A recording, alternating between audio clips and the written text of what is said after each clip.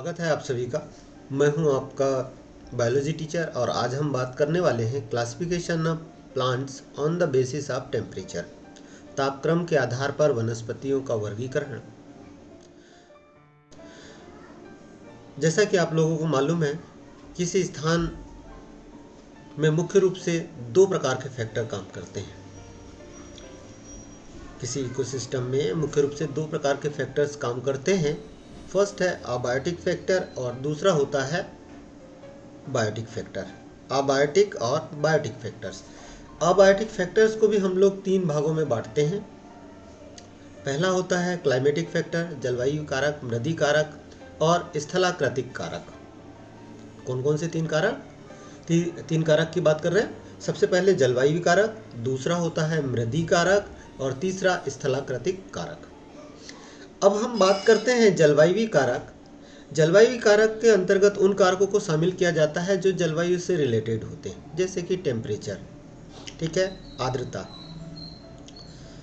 यहाँ पर हम बात करते हैं टेम्परेचर की।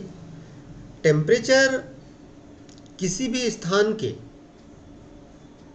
में पाए जाने वाले पौधे एवं जंतुओं के लिए एक बहुत बड़ा फैक्टर होता है। सिम्पर का ये मानना है, सिम्पर साइंटिस्ट का ये मानना है कि किसी क्षेत्र की वनस्पतियाँ या पादप जाति तापक्रम द्वारा ही निर्धारित होती है। किसी क्षेत्र की वनस्पतियाँ या पादप जाति तापक्रम के द्वारा ही निर्धारित होती है और इसी कारण से तापमान के आधार पर पौधों को मुख्य रूप से चार कैटेगरी में बांटा गया है। पहला होता है महातापी, दूसरा होता है मध्यतापी, तीसरा होता है न्यूनतापी और चौथा होता है अति न्यूनतापी। तो चलिए इनको एक एक करके हम अध्ययन करते हैं। सबसे पहले हम बात करते हैं महातापी की। महातापी या जिसे हम मेगाथर्म्स कहते हैं। मेगाथर्म्स या महातापी पौधे ऐसे पौधे होते हैं जिनकी वृद्धि एवं विकास के लिए वर्ष भर उच्च तापमान की आवश्यकता होती है। जिनके विकास के लिए वर्ष भर कैसे तापमान की आवश्यकता होती है? उच्च तापमान की आवश्यकता होती है। ऐसे पौधे जो है वो मेगाथर्म्स पौधे कहलाते हैं। अब इनमें मुख्य रूप से शामिल है उष्णकटिबंधीय वर्षावन के वन। ठीक है, इसमें कौन शामिल होता है? उष्णकटिबंधीय वर्षावन। जैसा कि आप डायग्राम में देख सकते हैं, ये ऐसे क्षेत्र हैं जहां पर हमेशा उच्च तापमान की आवश्यकता होगी, क्योंकि ये लगातार पानी आने के कारण जो है ये यहाँ पर तापमान ज़्यादा नहीं होता, लेकिन इन पौधों को ग्रो करने के लिए ज़्यादा तापमान की आवश्यकता होती है। चलिए अब हम बात करते हैं दूसरे इसके मध्यतापी की या मीजोथर्म्स की। इस कैटेगरी के अंतर्गत ऐसे पौधों को शामिल किया जाता है जिनकी वृद्धि और विकास के लिए वर्ष भर उच्च एवं निम्न तापमान की आवश्यकता होती है। कभी ज़्यादा तापमान की तो कभी कम तापमान की आवश्यकता होती है। जैसे कि उष्णकटिबंधीय पर्णपाती वन। उष्णकटिबंधीय पर्णपाती वन हमारे सामान्य क्षेत्र में पाए जाने वाले जो वन होते हैं, ये उष्णकटिबंधीय पर्णपाती वन होते हैं या जिनको सीजनल वन भी कहते हैं, सीजनल फॉरेस्ट भी कहते हैं, क्योंकि एक पर्टिकुलर समय में ये अपने पत्तों को झड़ा देते हैं, गिरा देते हैं। चलिए अब हम बात करते हैं तीसरे कैटेगरी की। तीसरे कैटेगरी के अंतर्गत न्यूनतापी या माइक्रोथर्म्स पौधे आते हैं। इसके अंतर्गत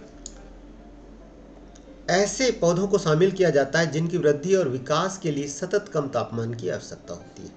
ऐसे पौधे जिनकी वृद्धि और विकास के लिए सतत कम तापमान की आवश्यकता होती है माइक्रोथर्म पौधे या न्यूनतापी पौधे कहलाते हैं।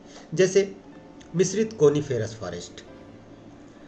मिश्रित कोनिफेरस फॉरेस्ट की हम बात कर रहे हैं, तो यहाँ पर आप देख सकते हैं कि ये जो कोनिफर वन फॉरेस्ट है, इन कोनिफर फॉरेस्ट को अपनी वृद्धि एवं विकास के लिए जो है कैसे तापमान की आवश्यकता होगी? लगातार कम तापमान की आवश्यकता, बहुत कम नहीं, कम तापमान की आवश्यकता होगी। इसके बाद जो चौथी कैटेगरी है, वो चौथी कैटेगरी है अति न्यूनतापी या हेकिस्टोथर्म्स पौधे। ऐसे पौधे केवल अल्पाइन क्षेत्र में या उत्तरी ध्रुव या अत्यंत कम तापमान वाले क्षेत्रों में उगते हैं, जहाँ का टेम्परेचर बहुत ज़्यादा लो होता है। इनकी वृद्धि अत्यंत कम तापमान पर होती है। इन पौधों में अत्यंत कम तापमान सहन करने की क्षमता पाई जाती है। भाई जो जिस वातावरण में रहता है उस वातावरण के अनुसार वो एडॉप्ट हो जाता है। जिनमें मुख्य रूप से बारहमासी घास, सेज, फोर्ब्स, कुशन प्लांट, मॉस और लाइकेन शामिल हैं। इसके एग्जाम्पल्स की बात करें तो जैसा कि हम लोगों को मालूम है, इनको हम क्या कहते हैं, अल्पाइन पौधे कहते हैं।